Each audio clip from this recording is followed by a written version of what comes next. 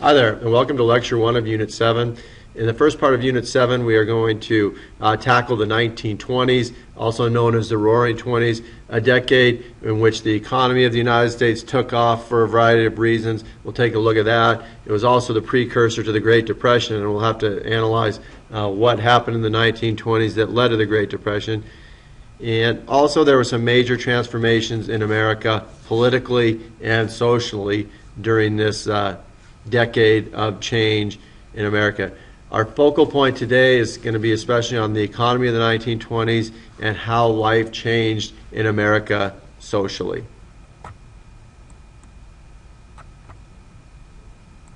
I see trees of green, red roses too. I see them bloom for me and you, and I think to myself, what a wonderful world. So this decade is known as the Roaring Twenties, but before economically the Roaring Twenties began, after World War I, there was an economic downturn, as there usually is when a war ends.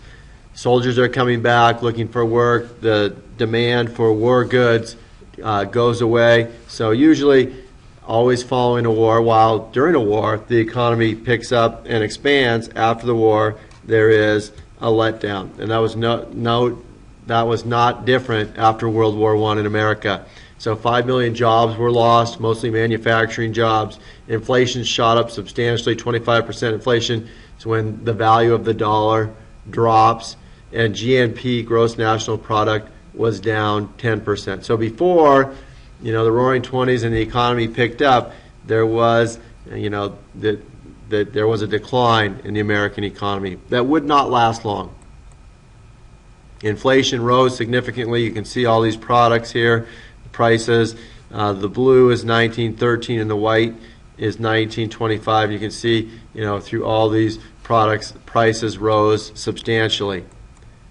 But at the same time, wages went up significantly. And so the cost of living was rising, but at the same time, wages were rising. So real income was not suffering significantly at this time, which was a major factor in pushing the growth of the economy in the 1920s.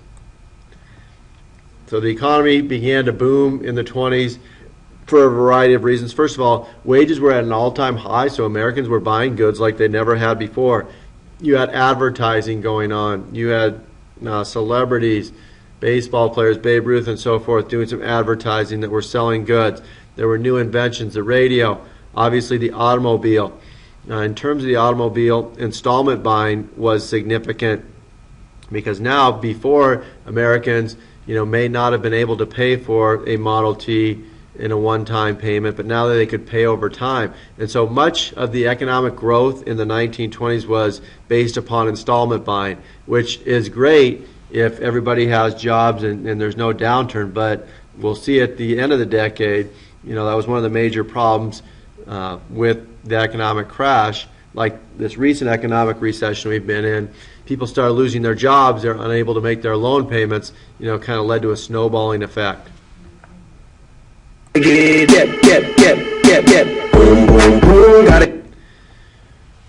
Henry Ford did his part to spur economic growth. He introduced assembly line production in his automotive industry, and they were able to produce a Model T every 1.5 hours, which increased the supply significantly. By 1930, 30 million Americans owned cars, and there was, Ford and the automobile company employed 6 million Americans by 1930, and there were all kinds of other industries that were tied to the automotive industry, such as tires, making tires, roads. If 30 million Americans are driving cars now, there's going to be a greater need for a more substantial network of roads in America. And so this was the major factor that spurred economic growth during the 1920s.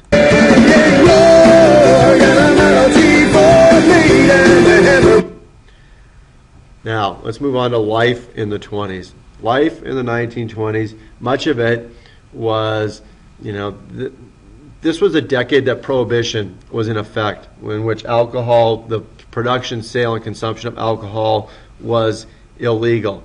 And so during this decade, you had the rise of organized crime, Al Capone and such members, in which they began to produce and distribute alcohol illegally, and there were gang wars in the major cities. There were speakeasies. Even everyday average Americans were, making their own moonshine.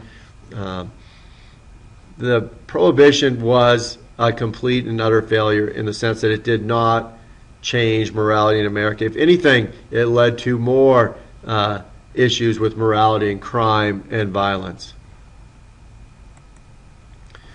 Women, fresh off their victory in gaining the right to vote with the 19th Amendment in 1920, sought to become more independent. And there was a group of young women that kind of rebelled against conservative America and the norm which had been established for women in America over time. They cut their hair short. They wore short dresses. They began to dance in these nightclubs, the Charleston dance, which was seen as provocative. Basically, they were just seeking more independence.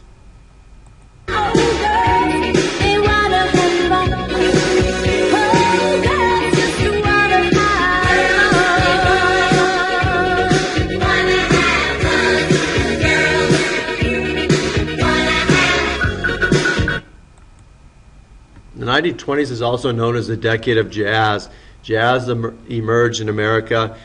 Duke Ellington, Louis Armstrong, many other famous jazz musicians emerged and brought jazz to the forefront in American culture.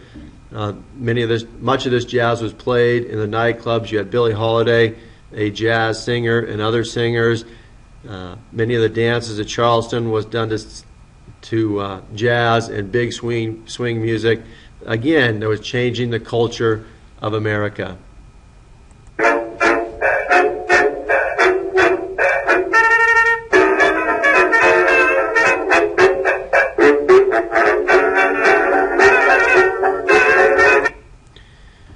The 1920s ushered in a new generation of characters to America. With the invention of the airplane, two of these heroes were Charles Lindbergh, who was the first to fly across the Atlantic solo, and Amelia Earhart, first woman to fly across. Obviously, Amelia Earhart ended up disappearing, and there's huge mystery surrounding her disappearance. Babe Ruth. The radio made professional sports more intriguing nationwide. Games were broadcast on the radio, so Babe Ruth became an instant American hero as well.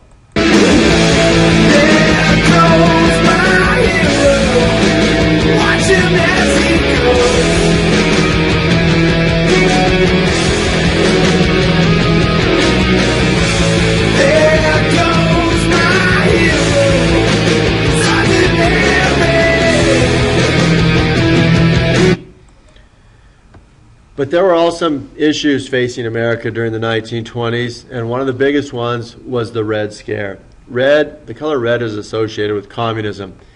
And at this time in Russia, the communist revolution was taking place, in which Lenin was overthrowing the Tsar of Russia and trying to establish socialism. The beliefs of Karl Marx, where the goal was for everyone to be equal, no private ownership, to do away with class struggle between the lower class and the upper class. And as immigrants came over from Eastern European countries, some of them brought these ideas to America. And so for the first time in the 1920s, the Red Scare emerged, and this was a fear of communism infiltrating America. And America was so fearful of it because it's completely the opposite of what America believes in capitalism and free enterprise. Mitchell Palmer was the Attorney General, and he didn't do much to help the situation when he issued the Palmer raids. And what he did was they went out and they arrested thousands of immigrants from countries that had ties to communism. And some of these people definitely were communists, and they were preaching their communist ideas in America, but they were rounded up and they were deported. And this kind of just led to more paranoia in America and hysteria that, this actually was happening. There obviously were people that were communists in America, and they were spreading their ideas, but they were not anywhere near taking over America by any means. One example were two Italians, Sacco and Vanzetti, that were arrested in Boston for robbing a store and killing the clerk. And there was circumstantial evidence against them, and they may very well have been guilty, but they were tried and convicted and executed in a very short period of time. And this led to great concern. Many people likened it to the Salem witch trials, that they were seeking communists to set an example up. And so here you can see a picture of the funeral procession. Thousands and thousands of people turned out to, protest how the trial and how the justice system had worked in this case. As a result of the Red Scare, more extensive legislation restricting immigration was passed. Really the first extensive immigration since the Chinese Exclusion Act in 1882.